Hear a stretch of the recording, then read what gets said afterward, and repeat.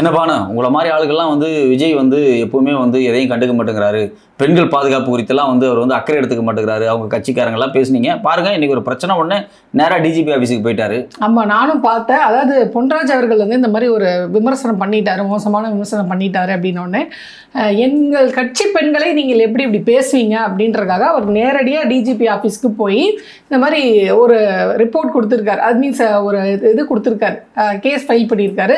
நான் வந்து உண்மையிலே பாராட்டுறேன். அவர் கட்சி ஆரம்பித்து, விஜய் அவர்கள் வந்து கட்சி ஆரம்பித்து ஒரு உருப்படியான விஷயம் அவர் பண்ணியிருக்காருன்னா இன்னைக்கு அவர் வந்து முதல்ல இப்படி ஒரு விஷயம் பண்ணியிருக்காரு பார்த்தீங்களா, அதுதான் உருப்படியான விஷயம் அவர் பண்ணியிருக்காரு. ஆனால் என் கேள்வி என்னவா இருக்குது அப்படின்னா, இதே விஜய் அவர்கள் தன்னுடைய மனைவியை பற்றி அவருடைய தொண்டர்களே ரொம்ப மோசமாக, அதாவது மனைவியை பிடிக்காத ஒருத்தன் கூட எனக்கு என் பொண்டாட்டியை பிடிக்கவே பிடிக்காது, நான் கடமைக்கு கூட வாழ்கிறேன் அப்படின்றாங்க பார்த்தீங்களா, அவங்க கூட தன் பொண்டாட்டியை பற்றி இப்படி ஒரு விமர்சனம் பண்ணால் பொங்கி எழுவாங்க. அவ்வளோ மோசமாக உங்களுடைய தொண்டர்கள் வந்து மோசமாக விமர்சனம் பண்ணாங்கல்ல, அன்னைக்கு ஏன் நீங்கள் வாயை திறக்கல? ஓடி இருக்கணும்ல டிஜிபி ஆஃபீஸ்க்கு நீங்க. சரி, அது கூட அவருடைய குடும்ப பிரச்சனை, அது சார்ந்த விஷயங்கள்னு சொல்லலாம். தாவேகா கட்சியிலிருந்து ஒரு இளம் பெண் அவங்க வந்து கட்சி விட்டு வெளியே வந்து வேற கட்சியில போய் சேர்றாங்க. அந்த பெண்ணை சோசியல் மீடியால தானே சொல்றீங்க? ஆமா, எவ்வளவு மோசமா சோசியல் மீடியா மோசம்னா அவ்வளவு மோசம், காது கொடுத்தே கேட்க முடியாது. அந்த பெண் ஒரு இன்டர்வியூ கொடுக்குறாங்க. கீழே போய் பார்த்தா இந்த தாவேகா தொண்டர்கள், தாவேகா ரசிகர்கள், விஜய் ரசிகர்கள், அவன் இவன் எல்லாம் போய் பார்த்தா அவ்வளவு பச்சையா அந்த பொண்ணை கெட்ட வார்த்தை கொடுத்துட்டாங்க. நான் என்ன கேட்குறேன், உங்க கட்சிக்கு ஒரு பெண் வந்தாங்க, அந்த கட்சியில் இருக்கக்கூடிய சில விஷயங்கள் பிடிக்கலன்னு வேற கட்சிக்கு போறாங்க, அதை விமர்சனம் பண்றாங்க, அவங்க பொலிட்டிக்கலா விமர்சனம் பண்றாங்க. விஜய் வந்து அந்த நடிகை கூட இருக்காரு, விஜய் வந்து அப்படி இருக்காரு இப்படி இருக்கலாம் அவங்க பேசல, அவங்க அரசியலா சில விஷயங்கள் சொல்றாங்க, கட்சியில் இருக்கக்கூடிய சிக்கல்களை சொல்றாங்க. அந்த பெண் அவ்வளவு கேவலமா பேசினப்ப விஜய் ஒரு அறிக்கை கொடுத்தாரா? இல்ல, அவ்வளவு அமைதியா இருந்தார்ல. அப்ப இதை மட்டும் போய் சொல்றது, இப்ப பொன்ராஜ் சார் பேசின விஷயத்த நாமளும் ஏத்துக்கலாம், அந்த வார்த்தையை அவர் பயன்படுத்தக்கூடாது அப்படிங்கிறதா நம்மளுடைய கருத்தும் கூட. அவர் வந்து முதல்ல மன்னிப்பு கேட்டார் காலையில், பிற்பாடு வந்து நான் வந்து அது மன்னிப்பு கேட்க முடியாதுங்கிற இடத்துக்கு அவர் ஏன் வந்தார் அப்படின்னா, அவர் இந்த ஸ்டேட்மெண்ட் சொன்னதுக்கப்புறம் அவர் என்ன வார்த்தையை பிரயோகப்படுத்தி அவர் வந்து சொல்லிட்டாரோ அதை விட மோசமான வார்த்தைகளை அவங்களுடைய குடும்ப பெண்களை ஃபோன் பண்ணி திட்டுறாங்க. அப்போ அவரு டென்ஷன் ஆகிறாரு. மன்னிப்பு நான் கேட்டே தப்புங்கிற இடத்துக்கு அவர் நகர்றாரு. இப்ப இவங்க சொல்றாங்க இல்லையா, பொன்ராஜ் இப்படி பேசிட்டாருன்னு. இப்போ அந்த கட்சியில இருக்கக்கூடிய பெண்கள் எப்படி பேசுறாங்க அப்படின்னு நம்ம எடுத்து வச்சு பார்ப்போம். முதல்ல அது ரொம்ப வருத்தத்துக்குரிய விஷயம். நான் அக்காவா இருந்தேன், தம்பியா தங்கச்சியா இருந்தேன், பொண்டாட்டியாவும் இருந்துட்டு போறேன். அது எப்படி ஒரு அக்கா ஒரு தம்பின்றது உறவையே கொச்சப்படுத்துற மாதிரி உங்க கட்சியோட பெண்கள் வந்து பேசிட்டு இருக்காங்க. எனக்கு புருஷனோட விஜய் பிடிக்கும், சரி அது கூட ஒரு ஆக்டர் பிடிக்கும்னு வைங்களேன், ஆனா நான் வந்து அக்காவா இருந்தேன், தங்கச்சியா இருந்தேன், பொண்டாட்டியாவே இருந்துட்டு போறேன். ரோடு பெருக்கிறவங்க 2 பொண்டாட்டி வச்சிருக்காங்க, நான் விஜய் வச்சுக்கிறதுல என்ன தப்பு? வன்மமான ஒரு ஸ்டேட்மெண்ட். அந்த பொண்ணு பிற்பாடு வந்து மன்னிப்பு கேட்டுருச்சு. நான் கேட்கிறேன், அந்த பொண்ணுக்கு இருக்கக்கூடிய ஒரு பக்குவம், நம்ம பேசுனது தப்பு, மன்னிப்பு கேட்டலாம் அப்படின்னு சொல்லி அந்த பெண்ணே வந்து மன்னிப்பு கேட்கறாங்க. ஒரு கட்சியினுடைய தலைவராக குறைஞ்சபட்சம் இவங்க வந்து பேசுனது தப்பு, இவங்களை வந்து நான் கட்சியில இருந்து ஒதுக்கி வைக்கிறேன் அப்படின்னு சொல்லி ஏதாவது ஒரு சின்ன ஒரு நீங்க ஒதுக்கிலாம் வைக்க வேண்டாங்க. நான் என்ன சொல்றேன், மற்ற நேரத்துல எல்லாம் மேடை ஏறினா திமுகவை திட்டி பேசுறீங்களே, ஒரே ஒரு வார்த்தை உங்க மேடையில இப்ப நம்மளுடைய கட்சியில இருந்து இப்படி ஒரு கம்ப்ளைண்ட் வந்து நம்ம கட்சி தொண்டர்கள் இவ்வளவு மோசமா வந்து பேசிட்டு இருக்காங்களாம், பெண்களை பத்தி இவ்வளவு மோசமா விமர்சனம் பண்றாங்க, இருக்கிறவங்க இருக்கட்டும், கட்சி விட்டு போறவங்க போகட்டும். இப்ப சீமான் சொன்னால இருக்கிறவங்க இருக்குங்க, பிசுறுங்கெல்லாம் போங்க அப்படின்றாங்களா, அந்த மாதிரி இருக்கவங்க இருக்கட்டும். இங்க கட்சி என்னன்னு பாரு, கட்சி என்ன கட்சி வேலையை பாரு. நம்ம தேர்தல் வருது, வேட்பாளர் கிடைக்கல, 234 தொகுதியில வேட்பாளர் இல்லை, ஒண்ணுமே இல்லை. நீங்க இது வரைக்கும் நீங்க அரசியல் பழகலன்னு நான் சொல்றேன். ஒன்றும் இல்லை, இப்போ இந்த இதுக்கு பர்மிஷன் கிடைக்கல பார்த்தீங்களா, நீங்க கூட்டம் நடத்துற வந்து பர்மிஷன் கிடைக்கல, உடனே வந்து விஜய் பர்மிஷன் கிடைக்கல, தேர்தல் ஆணையம் ஏன் விஜயை பார்த்து பயப்படுதுன்னு தற்குறித்தனமா உங்க ஆட்கள்ல பேசிட்டு இருக்காங்க. நீங்க தேர்தல் ஆணைய தரப்புல இருந்து கொடுக்கப்படுகிற விளக்கம் என்ன அப்படின்னா, நீங்க 2 நாள் முன்னாடி பர்மிஷன் கேட்கணும், ஆனா நீங்க வந்து சடனா 29ஆம் தேதி எனக்கு கொடு அப்படின்னு 27ஆம் தேதி நீ கேட்கற. அப்ப நீ வந்து இந்த மாதிரி திடீர்னு பர்மிஷன் ஏன் கேட்கற அப்படின்றாங்க.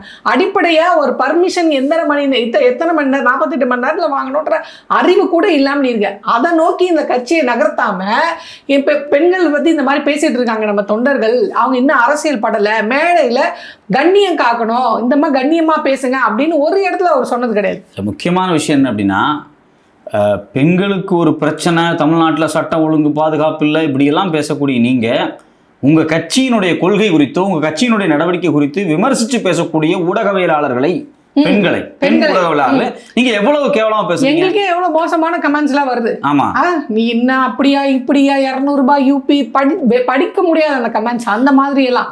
பத்திரிகையாளர் இசை அவர்கள் வந்து அவங்க வந்து விசில் ஊதி தொந்தரவு பண்றாங்க பப்ளிக் நியூசன்ஸ்க்கு. அந்த பொண்ணை எவ்வளவு மோசமா நீங்க வந்து போட்டோஷாப்லாம் பண்ணி அந்த பொண்ணை நீங்க போட்டீங்க. குடும்பமா அவங்க வீட்டு ஃபேமிலியில இருக்கக்கூடிய எல்லா புகைப்படங்களையும் எடுத்து இன்ஸ்டால போய் புகைப்படங்கள் எடுத்து பர்சனல் போட்டோஸ் எடுத்து இவ்வளவு அநாகரீகமாக விஜய் ரசிகர்கள் நடந்து கொண்டார்கள். ஜூலி ஒண்ணுமே சொல்லல அந்த பொண்ணு. அண்ணன் இப்படி பண்ணாதீங்க என்ன, இதனால மிஸ் அண்டர்ஸ்டாண்ட் பண்ணி யாராவது போய் அந்த புள்ள அந்த மாதிரி உண்மையிலே மாடு கிட்ட கொடுத்துட்டு போறாங்க. போராடி வாங்கின ஜல்லிக்கட்டு, இதை பிரச்சனைக்கு ஆயிடாதீங்க. ஜல்லிக்கட்டு பட்டு தான் அந்த பொண்ணு. அந்த பொண்ணு ஜல்லிக்கட்டுல போராடி இருக்கு. உன் கட்சி தொண்டர்கள் என்ன பண்ணாங்க, அந்த பொண்ணு சீரியல்ல நடிச்சது பாத்தீங்களா, அந்த சீரியல்ல நடிச்ச அந்த கல்யாண போட்டோலாம் எடுத்து நீ 1க்கு 2 கல்யாணம் பண்ண, நீ இவன் கூட சுத்தின, அவன் கூட சுத்தின, இப்ப இவனை கூட செட்டில் ஆயிட்டியா, 3வது புருஷனா. அந்த பொண்ணு அசர்ற மாதிரி இல்ல, ஆமா என் 3வது புருஷனை பாருங்க அப்படி வீடியோ எடுத்து போடுது. எல்லா பெண்களுக்கும் அந்த மனதைரியம் வருமா அப்படின்னு கேட்டா கிடையாது. பெண்களே இப்பதான் கொஞ்சம் கொஞ்சமா படிச்சு முன்னேறி இந்த இடத்துக்கு வந்து நிக்கிறாங்க. ஆனா உன்னுடைய தொண்டர்கள், உங்க கட்சி தொண்டர்கள் இவ்வளவு சில்லறத்தனமா பண்ணிட்டு இருக்கும் போதெல்லாம் ஏன் நீங்க வாயை திறக்கல? அன்னைக்கு ஏன் டிஜிபி ஆபீஸ்க்கு போல? அன்னைக்கு ஏன் நீங்க ஒரு அறிக்கை கூட வெளியில? தம்பிங்களாம் அப்படி பேசாதுங்க, கண்ணியமா இருங்க. மத்த கட்சியில யார் இந்த மாதிரிலாம் பேசுறாங்கன்னு நான் கேட்கறேன். ஜூலியெல்லாம் பொறுத்த வரைக்கும் விஜயோட அரசியலில் சீனியரவங்க. ஏன் அந்த வார்த்தையை சொல்கிறேன்னா, அந்த பொண்ணு ஜல்லிக்கட்டில் போராடி இருக்கு. நல்லா கண்ணு முன்னாடி பார்த்துருக்கேன். அந்த போராட்ட காலகட்டத்தில் இங்கே நின்றுச்சு. அது திருப்பி பிக் பாஸ் போச்சு, அதெல்லாம் தனிக்காது. பட் ஆனால் ஒரு போராட்டத்துக்கு வந்திருக்கு. இன்னைக்கு விஜய் ரசிகர்னு சொல்லிட்டு ஃபேஸ்புக்கில் உட்காந்து அந்த பொண்ணை அசிங்கமாக திட்டுறான்ல, அது பெண்களும் சேர்ந்து திட்டுறாங்க, ஆண்கள் மட்டும் கிடையாது. விஜய் கட்சியில் இருக்கக்கூடிய பெண்களும் ஆபாசமான கமெண்ட் எல்லாம் போடுறாங்க. அவங்க எல்லாம் கேட்கிற இது மாதிரியான போராட்டத்தப்ப இந்த பொண்ணு நின்று போராடி இருக்கு, நீங்களாம் எங்க இருந்தீங்கப்பா? ஸோ அப்போ நீங்கள் தொடர்ச்சியாக சமூகத்துக்காக, சமூகத்தின் மீது, தமிழ் சமூகத்தின் மீது அக்கறை இருக்கக்கூடிய பத்திரிகையாளர்லேருந்து சமூக செயல்பாட்டாளர்லேருந்து எல்லாரும் வந்து தாவேக்காவை விமர்சிக்கும் போது நீங்க கருத்தியல் ரீதியாக அதுக்கு ரிப்ளை கொடுக்கறத விட்டுட்டு அசிங்கமா கெட்ட வார்த்தை. அதாவது இவங்க எப்படி ஒரு பிம்பத்தை ஏற்படுத்தி வச்சிருக்காங்கன்னா, தாவேக்காவை எதிர்த்தா நம்ம அசிங்கமா திட்டினோம்னா எதிர்க்கிறது பயப்படுவாங்க. இப்போ ஃபர்ஸ்ட் ஃபார் எக்ஸாம்பிள் இப்படின்னா ஒரு ஆண் விமர்சனம் பண்றாங்கன்னா அந்த ஆணை தாக்க மாட்டாங்க, அந்த ஆணோடைய வீட்டில் இருக்க பெண்களை தாக்கி பேசுறது. இது இப்ப கிடையாது. இவர் ரசிகராக இருக்கும் போதோ அஜித்குமார் இருக்காரு இல்லையா, ஆக்டர் அஜித்குமார், அவருடைய மகள், அது என்ன மாதிரி ஒரு சின்ன குழந்தை, அது அந்த குழந்தைய நீங்க வந்து விமர்சனம் பண்ணீங்க. அப்ப இப்ப சிவகார்த்திகேயன் இருக்காரு பாத்தீங்களா, அவங்களுடைய மகள், அந்த பொண்ணுக்கும் சினிமாவுக்கும் என்ன சம்பந்தமே தெரியல. சிவகார்த்திகேயன் இப்பதான் வளர்ந்து வர்றாரு. அவங்களுடைய குடும்பத்தை பர்சனலாம் நீங்க வந்து ரொம்ப கேவலமா பேசியிருந்தீங்க. அதாவது சினிமாலேயே விஜயை எதிர்த்து யாரும் அடிக்க கூடாது, எதிர்த்து நின்னா அவங்கள நீங்க விமர்சனம் பண்ண மாட்டீங்க, அவங்க வீட்டு பெண்களை விமர்சனம் பண்ணுவீங்க. இப்ப அங்க தொட்டு இங்க தொட்டு இப்ப அரசியலுக்கு வந்த பிறகு அரசியல்ல யாரெல்லாம் விஜய் எதிர்த்து பேசுறாங்களா, அது ஆணா இருந்தா அவங்களுடைய மனைவிகள், அதே பெண்ணா இருந்தா அவங்களே நேரடியா அசிங்கமா பேசுறது. இப்ப இதெல்லாம் ஒரு கண்டிச்சு கட்டுக்கோப்பா நீங்க ஏன் கொண்டு போல? நான் சந்தோஷப்படுறேன். டிஜிபி ஆபீஸ் நீங்க போய் எதிர்த்து நான் சந்தோஷப்படுறேன். இதே மாதிரி அதிமுகல வந்து பேசினாங்க, நயினா நாகேந்திரன் பேசினார், திரிஷா வீட்டை விட்டு வெளியே வாங்க விஜய் அப்படின்னாரு. அன்னைக்கு நயினா நாகேந்திரன் எதிர்த்து நீங்க ஏன் வந்து போல? டிஜிபி ஆபீஸ்ல போய் இந்த மாதிரி வந்து என்னுடைய பேருக்கு நற்பெயர் வந்து களங்கம் விளைவிக்கிற மாதிரி அவர் நயினா நாகேந்திரன் அதை கூட நான் எப்படி பாக்குறேன் அப்படின்னா, அவருடைய பர்சனல் விஷயத்துக்காக அவர் முன் வரல, ஆனா கட்சி பெண்களுக்கு முக்கியத்துவம் கொடுத்து வர்றார் அப்படின்னு கூட நம்ம அதை பார்த்துக்கலாம். அது திமுக சார்பில் இருந்து பேசிட்டாங்க, அதனால அவர் வராது. இதே வேற கட்சியில இருந்து அதிமுக இருந்து பேசியிருந்தாலோ இல்ல வேற ஏதாவது பேசியிருந்தாலோ அவர் வந்திருக்க மாட்டார். சோசியல் மீடியாவை பொறுத்த வரைக்கும் ஒரு விஷயம் பானோம், அதாவது வந்து ஐம் ட்ரோல் அப்படின்னு சொல்லி ஸ்வேதா சதுர்வேதி ஒரு புத்தகம் எழுதியிருந்தாங்க. அதாவது பாஜகவினுடைய பாசிச சக்திகளுடைய யுக்தி என்ன அப்படின்னா, இந்த சோசியல் மீடியாவில் இயங்கக்கூடிய எல்லாத்தையுமே வந்து ரொம்ப மோசமாக ஆபாசமாக ட்ரோல் பண்ணி அவங்களுக்கு ஒரு மன உளைச்சலை ஏற்படுத்தி அவங்க கருத்தையே வெளியே தெரிவிக்காம ஓட விடுறது. ஆமா, இது வந்து பாசிஸ்டுகள் பயன்படுத்தக்கூடிய ஒரு டெக்னிக். இது இதே டெக்னிக்கை இந்த தாவேகா குரூப் பண்ணுது. முதல் விஷயம் என்ன அப்படின்னா, நான்லாம் வந்து விஜய் எதிர்த்தோ தாவேகா எதிர்த்தோ எந்த வீடியோவுமே பேசுனதில்லை ஒரு காலத்துலலாம். எனக்கு கருத்தே இல்லை அவங்க மேலே. முதல் வீடியோ அவங்க கட்சி ஆரம்பிச்ச அன்னைக்கு முதல்ல இவர் யாரு, இவர் எந்த கட்சி, இவர் ஆரம்பிக்கக்கூடிய கட்சியினுடைய சித்தாந்தங்க என்ன, சீமான் விமர்சனம் பண்ணும்போது நம்ம 2 பேர் தான் பேசணும். விஜய் வந்து சீமான் விமர்சனம் என்ன, அவர் இன்னும் கட்சியினுடைய கொள்கையை அறிவிக்காம இருக்கிறாரு, யாரை ஏத்துக்க போறாரு யாரை ஏத்துக்கல அப்படின்னு நம்ம சொன்னோம். விஷயம் என்ன அப்படின்னா, கரூர் சம்பவம் நடந்த உடனேயே ஒரு மிகப்பெரிய சோசியல் மீடியா புரளி கிளப்பப்பட்டுச்சு. அதை பார்த்து நான் வந்து ஒரு சமூகத்தில் ஒரு பொறுப்புள்ள ஒரு மனிதனா பயப்பட்டேன். எப்படி ஒரு பொய் செய்தி இவ்வளவு வேகமா பரவுது அப்படின்னு. அவ்வளவு பெரிய கான்ஸ்பிரசி கட்டி அமைக்கப்பட்டுச்சு. அப்ப இது சரியில்லை, இது தப்பா இருக்கு. இவர் வந்து இந்த மக்கள், அதாவது இவர் பின்னாடி வந்து நிக்கிற இந்த கூட்டத்தை இவர் சரியா வழி நடத்தல, தப்பா வழி நடத்துறாரு. சமூகத்துக்குள்ள இந்த விர்ச்சுவல் வாரியர்ஸ்ங்கிற பேர்ல ஒரு மோசமான கருத்தியலை பரப்புறதுக்கு பத்தி அது ஒரு பேராபத்து. ஏன்னா இன்னைக்கு சின்ன குழந்தையிலிருந்து பெரியவங்க வரைக்கும் சோசியல் மீடியாக்குள்ள புலங்குற இடத்துல இருக்கிறாங்க. எல்லாருமே அக்கௌண்ட் வச்சிருக்காங்க. எல்லாரும் எல்லா விஷயத்தை பார்க்கும்போது அவங்க இண்டிபெண்டா ஒரு கருத்தை தெரிவிக்கிற இடத்துக்கு வந்துட்டாங்க. ஒரு காலத்துல ஜேர்னலிசம் அப்படின்னா குறிப்பிட்ட நபர்கள் மட்டும்தான் இருக்க முடியும். இன்னைக்கு அப்படி கிடையாது. இன்னைக்கு எல்லாருமே ஜேர்னலிஸ்ட் தான். எனக்கு ஒரு கருத்து இருக்கு அப்படின்னா அந்த கருத்தை நியாயமான நேர்மையான முறையில் நான் வெளிப்படுத்தினேன் என்றால் நானும் சமூக பொறுப்போடு இருக்கக்கூடிய ஒரு ஊடகவியலாளர் தான். அதுல எந்த மாற்று கருத்துமே கிடையாது. இதுக்கு ஒரு தனியா வந்து ஒரு மூளை வேணும், இதுக்கு வந்து பறந்து வரணும் அப்படிங்கிற கதெல்லாம் முடிஞ்சிருச்சு. ஸோ அப்போ இந்த சூழ்நிலையில எல்லாருமே ஒரு சோசியல் மீடியாக்குள்ள இருக்கும்போது தொடர்ச்சியா போய் ஒண்ணுமே இல்லை, ஜனநாயகம் ரிலீஸ் ஆகல, அதுக்கு திமுக காரணம்னு நீங்க ஒரு பெரிய கேம்பெயின் பண்ணாங்க.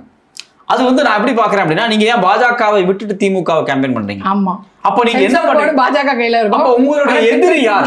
இப்ப திமுக உங்களுக்கு எதிர்ச்சா? திமுக கொள்கை மேல உங்களுக்கு வந்து ஈர்ப்பு இல்லையா? அவங்க மேல உங்களுக்கு நிறைய விமர்சனங்கள் இருக்கா? நீங்க கட்டாயம் விமர்சிக்கலாம், தப்பே கிடையாது. ஆனா நீங்க உங்க ஜனநாயகன் படத்தை தடுத்து நிறுத்திய பாஜகவை விமர்சிக்காம இவங்க நல்லவங்க, இவங்க கெட்டவங்க, இவங்க வந்து நல்ல சக்தி, இவங்க தீய சக்தி அப்படின்லாம் ஒரு நரேஷன் செட் பண்றாங்க இல்லையா? இதெல்லாம் வந்து ஒரு தலைமுறை இளைஞர்களை மொத்தமா வந்து டைவர்ட் பண்ணக்கூடிய ஒரு வேலை. அதனால வந்து நான் இந்த சோசியல் மீடியால புழங்கக்கூடிய தாவேகா தொண்டர்கள் வந்து உண்மையிலேயே கட்டுப்பாடோட செயல்படணும். இதை விஜய் வந்து ஒரு உத்தரவு கொடுக்கணும். ஆனா விஜய் என்ன பண்றாரு அப்படின்னா இதை ரொம்ப ரசிக்கிறாரு. அதாவது ஒரு பொண்ணு வந்து என் புருஷனை விட எனக்கு விஜய் தான் பிடிக்கும்னு சொல்றத விஜய் ரசிக்கிறார். ஐசியூல என் குழந்தை இருக்கு, எனக்கு ஒரே குழந்தை தான் ஐசியூல இருக்கு, ஆனா நான் விஜய் பாக்குறதுக்காக நான் வந்திருக்கேன் மகாபலிபுரம் வந்துட்டேன்னு சொல்லி அதை அவர் ரொம்ப ரசிக்கிறார். ஏன்னா இதே மாதிரி ஒரு விஷயத்த ஏற்கனவே பாத்தீங்க அப்படின்னா விஜயினுடைய அசிஸ்டண்டா இருந்தவர் ஒரு கருத்து சொல்லியிருக்காரு. அதாவது விஜய் பாத்தீங்க அப்படின்னா ஒரு சினிமா ஷூட்டிங்ல இருக்காரு அப்படின்னா அவரை பார்க்கறதுக்காக வெயிட் பண்ணிட்டு இருக்காங்க இல்லையா, திடீர்னு அவர் ஏதோ ஒரு கணத்துல ஒரு நிமிஷம் வெளியே வருவாராம். எல்லாரும் திருதுன்னு அடிச்சுட்டு இருக்கும்போது அவர் உள்ள போயிடுவாராம். இது எதுக்கு அப்படின்னா அதை சொல்லிட்டு செய்வாராம், இப்ப பாருங்க அங்க என்ன நடக்க போகுது அப்படின்னு. ஸோ அப்போ ஏதோ ஒரு வகையில் ஒரு கிரௌடை வந்து தன்னை நோக்கி கிரௌடு வருது அப்படிங்கக்கூடிய ஒரு அடுத்தவங்க நமக்காக அடிச்சுக்கிறாங்க, நமக்காக 100 பேர் நிக்கிறாங்க, நான் கண் அசைச்சா இவங்க எல்லாம் இப்படி இது பண்ணுவாங்க இல்ல. ஸோ அதை ரசிக்கிறது. என்னை பொறுத்த வரைக்கும் விஜய் வந்து ஒரு நல்ல மனநல மருத்துவத்தை கூட்டு போய் காமிக்கிறது ரொம்ப நல்லது. ஏன்னா இது மாதிரியான மனநிலை அப்படிங்கிறது இந்த மனநிலை தான் அவர் குடும்பத்தையே அவர் வந்து அவர்கிட்ட இருந்து பிரிச்சிருக்க வாய்ப்பு உண்டு. ஏன்னா இப்ப நீங்க வந்து வெளியே இருக்கக்கூடிய ரசிகர்கள் தான் இவரை பார்த்து அப்படியே ஊன்னு கத்துவாங்க. வீட்டுல இருக்கிற பொண்டாட்டிய பிள்ளையெல்லாம் கண்டுக்க மாட்டாங்க தான். அவர் நீ உலகத்துக்கே ராஜாவா இருந்தாலும் விஜயே நீங்க தொடர்ந்து பொது வெளியில வந்துட்டே இருந்தாருன்னா அவரையும் இன்னொரு 10 மாசம் கழிச்சு கண்டுக்க மாட்டாங்க. அதுதான் அதனாலதான் அவரை வெளியே கொண்டு வராம அப்படியே பொத்தி பொத்தி பொத்தி பொத்தி ஒரு 3 தடவை 4 தடவை மக்கள்கிட்ட வந்து பேசுறாரு அப்படின்னா இவர் தானா இப்படிதான் இருக்கா, தலை இப்படிதான் இருக்கா, இவ்வளவுதானா அப்படின்னு சொல்லி ஒரு விதமான ஒரு ஈர்ப்பை பார்த்துட்டு கடந்து போயிருவாங்க மக்கள். இந்த ஈர்ப்பு இருக்கும் போதே ஓட்டா மாத்திரணும் அப்படின்னு ஃபீல் பண்றாங்க.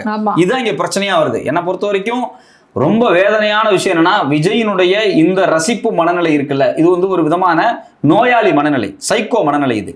ஏன்னா ஒவ்வொருத்தங்க கஷ்டப்படுறது, பொதுமக்கள் அடிச்சுக்கிறது, சாகிறது, இதை வந்து ரசிக்கிறது ஒண்ணுமே இல்லை. சமீபத்தில் கடைசியாக நடந்த ஒரு கூட்டத்தில் ஒரு கல்லூரி மாணவன் அவன் வந்து கட்டடிச்சுட்டு விஜயை பார்க்க வந்து விபத்து உள்ளாகி இறந்தே போயிட்டான். போய் பாத்தீங்களா? அவங்க அப்பா ரொம்ப வேதனைப்பட்டார். அவங்க அப்பா அந்த அன்னைக்கே சொல்லிட்டாரு, 41 பேர் செத்ததுக்கே வராத இவங்க தானே எம்பையும் இது பண்ணுவாங்க, நம்ம உழைச்சாதான் நம்ம சாப்பாடு அப்படின்ற மாதிரி அவர் பேசிட்டார். ஆனா அங்கதான் திமுகவுடைய அமைச்சர் அன்பில் மகேஷ் அவர்கள் போய் அங்க நின்று இந்த செலவை நான் ஏத்துக்கிறேன் அப்படின்னு சொல்றாரு. நீங்க எந்த திமுக எதுக்குறீங்களோ அந்த திமுக உங்க களத்துல வந்து உங்க கூட நின்று உங்களுடைய பிரச்சனைகளை பங்கெடுத்துக்குது. நீங்க என்ன நரேஷன் பண்றீங்க? திமுக ஒரு தீய சக்தி. 41 பேர் இறந்த அன்னைக்கு அன்பில் மகேஷ் அவர்கள் திருச்சியிலிருந்து கரூருக்கு 1 மணி நேரத்துல வந்துட்டார். வந்து அந்த ஹாஸ்பிட்டல்ல போய் பார்க்கும்போது அவர் கண் கலங்கி வருத்தப்படுறாரு. அதை ஒரு காமெடி சித்திரமாக பண்ணி இந்த பசங்க வந்து ஒரு மனித உணர்வை கேவலப்படுத்தினாங்க. நான் என்ன கேட்கிறேன், 41 பேர் செத்து இருக்கிறான், யாரு காரணம்னு சிபிஐ என்கொயரி வேணும் நீங்க தான் போய் கேட்டிருக்கீங்க. அண்ணா ஆடியோ லான்ச்ல போய் அழுகுறத வந்து சோகை மியூசிக் போட்டு அண்ணா அழுகுறாரா அப்படின்றது ஆளுகிறாரு, அவர் பண்றாரு. நான் என்ன கேட்கிறேன், இப்படி தமிழ் சமூகத்தின் ஒரு தலைமுறையை ஒரு நாடகத்தன்மையோடு ஒரு சைக்கோ வந்து வழிநடத்தாரு. அந்த ஜெனரேஷனை, அதாவது எல்லாரையும் நான் சொல்ல வரல, உங்களை நம்பி இது பின்னாடி வர்றாங்களே அவங்கள மொத்தமா பொல்யூட் பண்ணி அவர் வச்சிருக்காரு. இந்த திமுக அண்ணாவர்களால் ஆரம்பிக்கப்பட்ட போது மாணவர்களை எதை நோக்கி நகர்த்துச்சோ அந்த மாதிரி நீங்க கொள்கை ரீதியாக அரசியல் ரீதியாக உங்கள் பின்னாடி வந்து நிக்கிறாங்க பாத்தீங்களா, அவங்கள நீங்க நகர்த்தலை அப்படின்றதுதான் எங்களுக்கு வருத்தமான ஒரு விஷயமா இருக்கு. 2வது, இதுக்கு நீங்க டிஜிபி ஆபீஸ் போனது ஓகே, இந்த மாதிரி எந்தெந்த விஷயத்துக்கு நீங்க போனீங்க சமூக ரீதியான பிரச்சனை எத்தனை வந்தது, இதுக்கெல்லாம் எத்தனை வாட்டி நீங்கள் டிஜிபி ஆஃபீஸ் போனீங்க? ஒன்றுமே இல்லை. உங்களுக்கு வந்து பர்மிஷன் கொடுக்கலன்னு சொல்கிறாங்கல்ல, அப்போல்லாம் நீங்கள் ஏன் டிஜிபி ஆஃபீஸ் ஓடி போய் ஏன் எங்களுக்கு பர்மிஷன் தர மாட்டீங்க? ஒரு கேள்வி பானா, இதோட நம்ம டிஸ்கஷன் கூட முடிச்சுக்கலாம். ஏன் அப்படின்னா, கரூரில் உன்னை அலோவ் பண்ணலன்னு நீ சொன்னீங்கல்ல, கரூரில் உன்னை வந்து ஊருக்குள்ள விட மாட்டேங்கிறாங்க, இறந்தவங்க வீட்டு போக விடுங்கன்னு சொன்னல, அந்த அன்னைக்கு நீ நேரா டிஜிபி ஆஃபீஸ் போயிருக்கேன் சொன்ன மாதிரி நீ பாட்டு காரை கொண்டு வந்து பீச்சில் நிறுத்திட்டு நீ பாட்டு நடந்து நேரா டிஜிபி ஆஃபீஸ் போயிருக்கேன். இன்னைக்கு போனவங்க அன்னைக்கு போயிருக்கலாமே. ஆனா திமுகவோட சதியை முறியடிச்சிருக்கலாமே. அப்போ உங்களுக்கு வந்து எதை வந்து பொலிட்டிசைஸ் பண்ணணும், எதை பொலிட்டிசைஸ் பண்ணணும் கூட உங்களுக்கு தெரியல. எனக்கு என்னமோ பயமா இருக்கு. ஒருவேளை இதுவும் தேர்தல் நெருங்கிற நேரத்துல இப்படி ஒரு கமெண்ட் வந்துருச்சு, இதை நம்ம யூஸ் பண்ணிக்கணும்.